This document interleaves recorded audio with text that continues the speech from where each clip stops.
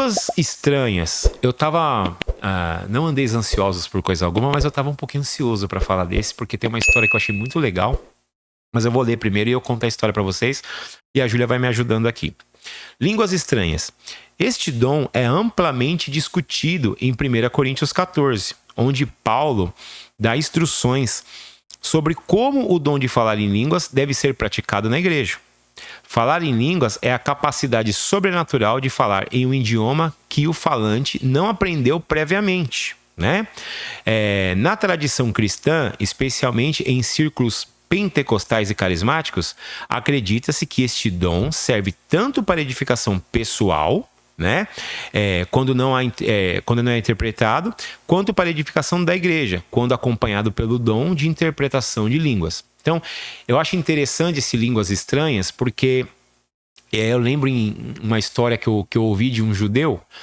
Ele tinha uma empregada, Júlia. Ele tinha uma empregada e essa empregada trabalhava para ele há um tempo e ele era um judeu ortodoxo, né? E a empregada estava lá cantando um louvor. Ela com que fone... é o judeu ortodoxo. Júlia. Para quem não sabe. Judeu ortodoxo é aquele que ele segue aquela linhagem mesmo mais tradicional ali ao pé da letra. Ele é aquele judeu mesmo, que tem até outras linhagens de outros grupos, né, da linha judaica que não são tão assim. O tradicional é o tradicional mesmo. Ele segue tudo que os costumes antigos judaicos ensinaram, certo? Esse é o ortodoxo. E aí ele tá lá, e a mulher trabalhando pra ele e tal, e ela tá lá limpando as coisas, e ela começou a cantar louvor, né? Ela tava com o fone no ouvido, você sabe como que as empregadas são, né? A maioria delas sempre cantando, elas são engraçadas, tudo, né? E ela começou a cantar, e aí ele se incomodou. Ele falou pra ela assim: por que você fica cantando essas músicas de adoração, sendo que você sabe que o ensino correto, primário, tradicional é o nosso? Por que você canta de uma coisa que foi nós que trouxemos, nasceu em nós? Ela falou, olha, bem humildinha, né? Humildezinha, ela pegou e falou, olha, eu creio em Deus, eu creio em Jesus, e eu adoro Ele. E ela foi explicando e tal. Ele, mas só que a Bíblia de vocês, o começo dela está certo, mas depois não é mais, vocês mudaram. Aquela discussãozinha rápida, e ela ficou no cantinho dela e ele no dele. Daqui a pouco, essa empregada começou a cantar em línguas. Quando ela começou a cantar em línguas, é óbvio, quem fala em línguas, ou dom de línguas, ou oração em línguas, não entende, né? Ela começou a orar em línguas, e o que aconteceu? Ele veio, ficou abismado, e viu, e ele falou, quem te ensinou essa música, né?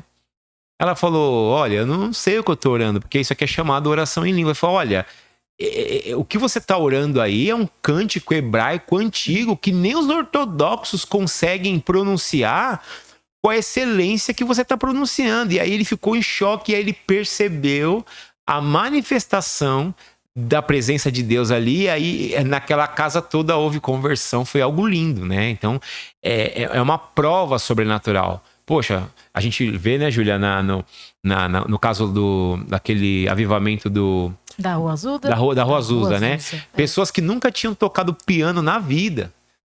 Para na frente de um piano, começa a tocar e começa a louvar em línguas. Então, assim, são coisas lindas de se acontecer. São acontecimentos sobrenaturais para Deus mostrar a presença dele mesmo, né? Para aquele que não crê. Para aquele que não crê.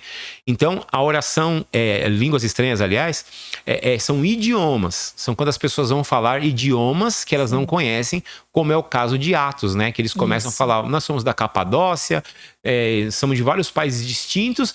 Como que pode? Só para você entender, eu não entendia isso quando eu me converti.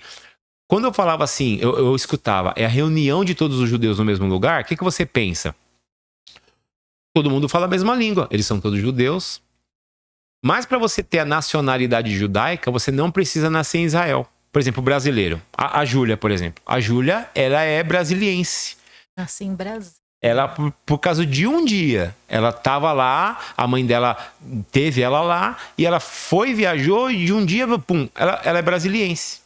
Então, se eu tô no Brasil, tô no vou para outro país, né? E aí a minha esposa teve um filho no outro país e eu voltei, não, a pessoa é considerada dali, né? Já na cultura judaica, não. Você pode estar em outros países e você ainda assim ser judeu. Por isso que a gente escuta, né? Tinha judeu na Polônia, judeu na Rússia, judeu na Alemanha, judeu em tudo quanto é lugar, e como tem até hoje, né? Então, eram pessoas que eram de outros países, elas já falavam a língua daqueles países, elas moravam lá. Então, quando elas vieram, elas escutaram ali, eles reunidos ali orando na língua delas natal. Natal não, nativa, né? Da onde eles moravam ali. Aí eles não entenderam nada. Mas como que pode? Como que eles estão falando a nossa língua, sendo que a roupa deles é roupa de judeu? Eles moram aqui, né? Como que pode? Então, só para vocês entenderem que línguas estranhas são idiomas. São quando as pessoas falam idiomas. Certo, Júlia? Aí vocês perceberam, né? Então, a diferença entre a oração em línguas, que é algo que é para nós, edifica-nos, e a língua estranha. Porque aí a língua estranha já são idiomas, né? Exatamente. E o engraçado é assim, que até o Abe Uber falou sobre isso, né, no podcast, do podcast que ele fez com o pastor Wagner, que antes, quando começou essa parte dos missionários, né, de começar a espalhar, né, o evangelho para o mundo inteiro, eles entendiam que quando alguém era batizado e falava em línguas, que aí a pessoa devia ir para um determinado país, né? Exatamente. Então aí eles mandavam o país, porque eles entendiam, então ele fala, por exemplo, inglês, então ele, né? E aí entendiam isso, mas você vê, de certa forma deu certo, porque espalhou, né, o evangelho, mas eu achei muito interessante essa colocação, né? Sim. Aí, Júlia, para a gente não falar nada da nossa boca, é bom nós lermos juntos com vocês, está na tela aqui a passagem de Atos 2, que diz o seguinte: atônitos e maravilhados, eles perguntavam: acaso não são galileus todos esses homens que estão falando? Então, como os ouvimos, cada um de nós, em nossa própria língua materna? Partos, medos, elamitas, habitantes da Mesopotâmia, Judéia e Capadócia, Ponto e da província da Ásia, Frígia e Panfilha, Egito e das partes da Líbia próximos a Cirene, visitantes vindos de Roma. Tem nada a ver com a língua deles lá, né?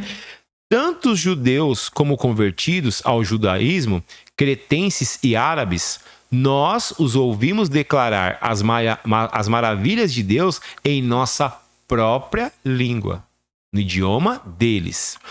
Atônitos e perplexos, todos perguntavam uns aos outros: o que significa isso? É uma prova sobrenatural, é quando você começa a ver algo assim que você fala: só pode ser Deus. E Deus sabe que nós somos teimosos e muitas vezes incrédulos. Ele precisa mandar sinais, porque senão tem cristão que está na igreja há 15 anos, 20, e não crê em coisas sobrenaturais da parte do Espírito Santo. Acha que foi nessa época, né? Exatamente. Mas Deus é o mesmo ontem, hoje e sempre. Exatamente. São cessacionistas. Cessou, isso aí era só lá para trás. Não, ele é o mesmo ontem, hoje e sempre. É o mesmo Deus, né? E diz assim, no 12: atônitos e perplexos, todos perguntavam uns aos outros: o que significa isto? Alguns, todavia, olha aí, ó os religiosos aí, sempre tem na igreja aquele que crê na manifestação do Espírito Santo, na prova de Deus, e tem os religiosos, né? Aquele que tá na igreja, fala os jargões da igreja, sabe alguns versículos decorados, mas coração de vocês está longe de mim. Olha a frase deles no 13. Alguns, todavia, zombavam deles e diziam: eles beberam vinho demais. Ou seja, traduzindo tecla SAP, né? Tá tudo bêbado. Né? Então, muitas vezes, eu tenho um temor muito grande, porque Mateus 12:34 diz o seguinte: se você zombar de Deus, você será perdoado. Mas se você zombar do Espírito Santo, você não será perdoado nem nessa era e nem na que há de vir. Eu tenho um temor dessa passagem gigantesco. Então, quando você vê manifestações espirituais, se você não está acreditando muito, se você acha que não comenta não. Por mais que você fala, não tem nada, prefira não correr esse risco. Não zomba, né? Não zombe. Vai procurar, vai estudar, procura na palavra, tira dúvidas, né? E eu não estou dizendo aqui que não tem coisas fora da curva. Com certeza tem. Com certeza tem muitas coisas que estão totalmente fora. O que eu estou dizendo para vocês e para nós aqui também, para mim e para a Júlia, é para a gente não tomar o papel de julgador, de juiz. Sim. Deixa que Deus julga, deixa que Deus fala, porque de repente é. De repente é. Deus usou a boca de uma jumenta. E aí? De repente Deus está usando alguém e a gente está ali brincando, sendo religioso e pode correr um risco muito grande. Eu não perde, quero. né? Perde o milagre, né? Exatamente. Para mim, o mais triste é isso, porque a pessoa ela não vive algo que ela tem que. O máximo dela com Deus e com o Espírito Santo, né? Sim. Porque ela zomba, ela não acredita. Então, dá uma chance, né? Vai estudar. Uma parte que eu acho bem legal, porque a palavra fala, né, que nós devemos provar o profeta, né? Ou seja, analisar, né? Não é aceitar de qualquer forma. É ver os frutos. Exatamente. E Jesus fala, né? Vocês serão conhecidos pelos frutos. Sim. Né? Então, por exemplo, se, igual a gente fala, né? Pode uma árvore que é de laranja, ela vai dar melancia? Não. O fruto dela tem que ser a laranja. Sim. Então, é você perceber como que é a vida da pessoa. Pelo né? fruto dela, você Pelo vai saber o fruto que, você vai ela saber, é. Então, aquilo que ela profetiza acontece, né? Então, são essas coisas que têm que ser analisadas e tudo com respeito, Exatamente. né? Acho que a gente precisa ter respeito um com o outro, respeitar o pensamento, respeitar, igual eu falei, tem o tradicional, mas tem o pentecostal, mas todos estão ali no mesmo propósito, que é adorar a Deus, né? Amém. Muito bom. Julinha, dom de línguas. Aí. Antes de nós explicarmos, vamos ler a palavra que está aqui em 1 Coríntios 12, que vocês podem acompanhar aí na tela também. Separamos tudo com carinho para vocês, para que não fique dúvida. Será que está escrito isso mesmo? Não confiem na nossa explicação. Isso. Vão lá, peguem a Bíblia, destrinchem, leiam, entendeu? Peça para o Espírito Santo. A Júlia sempre fala do Salmo 119 e 18, né, Júlia? Que você, quando vai orar, fala assim, Espírito Santo... Toda vez que eu vou ler a Bíblia, né? E orar, eu falo assim, Espírito Santo, e é o Salmo 119, 18. Abre os meus olhos para que eu possa entender as maravilhas da lei de Deus. Isso. Né? Então, peça isso mesmo ao Espírito Santo, Exatamente. que ele traga entendimento, né? Sabedoria. Clareza, para que você entenda e não tome base por ninguém, tome base pela palavra. Lâmpada para os nossos pés é a palavra, não é o pastor A, pastor B, pastor C. Eles são respeitados, óbvio que são. Tem que ser ouvidos. Muito importantes. Muito importantes, sim. Mas você tem que ter uma intimidade, né? Uma comunhão pessoal com o Pai e com a palavra dele. Amém? E com o Espírito Santo. Exatamente. Então, dom de línguas, né? Há diferentes tipos de dons, mas o Espírito é o mesmo. Então, aqui está falando dos tipos de dons espirituais e quem habilita é o Espírito Santo. Há diferentes tipos de ministérios, mas o Senhor é o mesmo. A gente está falando de Jesus, né? O Senhor Jesus. Então, aqui, os dons do Espírito Santo, os dons ministeriais que são dados por Jesus, e ele fala no 6. Há diferentes formas de atuação. Em outra passagem diz assim, em outra versão, né?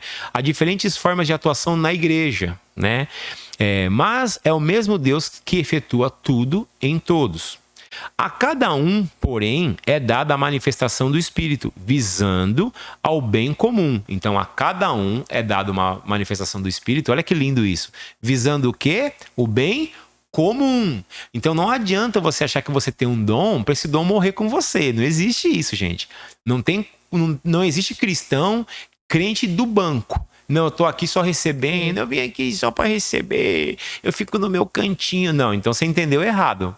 Deus chamou você para, além de ser abençoado, mais do que isso, você ser abençoador. Mais do que ser abençoado, ok? Aí ele continua.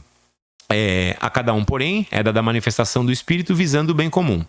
Aí é o corpo de Cristo, o grupo, né? É o corpo. 8. Pelo Espírito, a um é dada a palavra de sabedoria. Nós vamos falar sobre cada uma desses dons. Aí nós vamos explicar cada um direitinho para que as pessoas entendam. Nós também cresçamos no entendimento. Todo mundo sai ganhando porque Deus é maravilhoso, né? Pelo Espírito, a um é dada a palavra de sabedoria. A outro, a palavra de conhecimento. Pelo mesmo Espírito, a outro, fé. Pelo mesmo Espírito, a outro, dons de cura. Pelo único Espírito. A outro, poder para operar milagres. A outro, profecia. A outro, discernimento de espíritos. É muito importante a gente entender depois, tá? A outro, variedade de línguas. E ainda a outro, interpretação de línguas. 1 Coríntios 12. Então aqui é muito importante a gente entender a questão dos dons de línguas. Eu grifei até o 7 ali, ó. A cada um, porém, é dada uma manifestação do Espírito visando o bem comum. Então, uma coisa assim, muito importante é a gente entender que quando você está no corpo de Cristo, a gente já falou isso nos vídeos anteriores, você foi contratado por uma empresa, você vai trabalhar. Você não vai chegar na empresa, você vai chegar lá no banco da recepção, ficar lá o dia inteiro sentado. Se você foi contratado, passou pelo RH, quando você chegar lá, o que você vai fazer? Tá bom. Onde é a sala que eu fico? Ou qual é o setor que eu fico? Que ferramenta eu uso? Você vai saber o que você vai fazer lá. Isso é a igreja, isso é o corpo. Jesus não chama ninguém para ficar parado. Né? Farão mais obras, né, maiores do que eu fiz, porque ele teve só 3 anos ali de ministério físico, né? E nós temos aqui, eu, por exemplo, já estou com 18, brincadeira. E eu com 19. É verdade, é verdade. Pai, nos perdoe pela brincadeira. Mas então o que eu tô querendo dizer para vocês é que Deus chama a gente para trabalhar, não para ficar no banco. Certo, Júlia? Isso. Mesmo. Maravilha. E aí é o que você falou, né? Que a gente sempre gosta de ressaltar. Então, o dom de línguas, porque é o que você falou, sempre quando você vê a palavra acompanhada com dom, ela é para ser usada para o corpo. Isso. A oração em línguas é para nós. Exatamente. Né? É para mim. Exatamente. É para você. Isso. O dom de línguas é para todos, é para a gente servir a igreja. Por isso que o dom de línguas tem que ter alguém para interpretar. Sim. Porque aí vai ser algo que vai ser comunitário, né? Exatamente. Vai ser para todos. Exatamente. Né? E antes da gente pular até para a próxima parte, que é que eu também estou muito assim, feliz por falar, que é o batismo no Espírito Santo, que é uma dúvida que muitas pessoas têm também. A gente vai ver passagens bíblicas falando sobre isso, pontuando claramente como que funciona isso. Eu gostaria de dizer para vocês o seguinte, gente, leiam, eu vou dar uma liçãozinha de casa para vocês aí, se é que eu posso. Leiam Mateus 6. Ele diz assim, quando orar, Jesus não tá falando assim, ó, vai lá e ora que eu tô mandando. Ele tá falando assim, ó, quando você orar, porque ele acredita que você vai querer ouvir mais de Deus. Então você vai entrar no quarto, o Espírito Santo não vai te empurrar para dentro do quarto, ele vai trancar a porta, daqui você não sai, não. É eu que tenho que ter esse desejo de ir lá no quarto, ter um particular com meu pai. E não é Deus, tá, gente? É Pai. Pai nosso que estás no céu. Essa mania da gente falar Deus, Deus, Deus, fica uma coisa, não fica íntimo, ele é nosso Pai. Ele é Deus, Pai. Então, a gente tem que ter esse costume de entender, porque se você não tiver esse entendimento, nem eu, a nossa comunhão com ele fica diferente. Quando eu entendo que ele é meu pai, o entendimento muda. Ele é meu pai, ele é seu pai, ele é nosso pai, ok? Então, quando eu vou para o quarto, é assim, quando for para o seu quarto, fecha a porta e ore ao pai. Então, ele está dizendo, quando você for orar, por que eu estou falando dessa passagem de Mateus 6? Porque tem a ver com o dom de línguas. Quem ora em línguas, ele não está dizendo assim, o Espírito Santo vai vir, vai tomar você. Eu não quero orar em línguas, não, vai orar assim, ele pega a sua língua sozinho. Não. É você que vai falar, não, peraí, existe uma ferramenta espiritual liberada na minha vida, que é a oração em línguas. Eu vou me edificar, eu vou crescer em entendimento, eu vou crescer em sabedoria do alto, não sabedoria humana. Eu vou crescer em vários pontos da minha vida. Então, eu vou para o quarto orar. Eu também vou startar a minha oração em línguas. Sou eu que faço isso. E vocês, se você não tem costume de fazer, faça. E não deixa a sua parte racional prejudicar isso, não. Porque eu mesmo já fiz isso várias vezes. Eu começava a orar, daqui a pouco eu falava assim, ai meu Deus, ai, será que sou eu mesmo? Aí ou senão você tá orando e começa a vir outros tipos de pensamento, você distrai. Ai, tá vendo? Ó, eu não nasci pra isso. É só a mulher lá da igreja, ou o menino lá da igreja, ou o pastor. Não, não. É eu insistir. A criança, como a Júlia muito bem ilustrou, ela não fala de uma hora para outra. Ela vai fazendo exercícios. Então, exercite pro seu crescimento a oração em línguas. Certo, Júlia? Certo.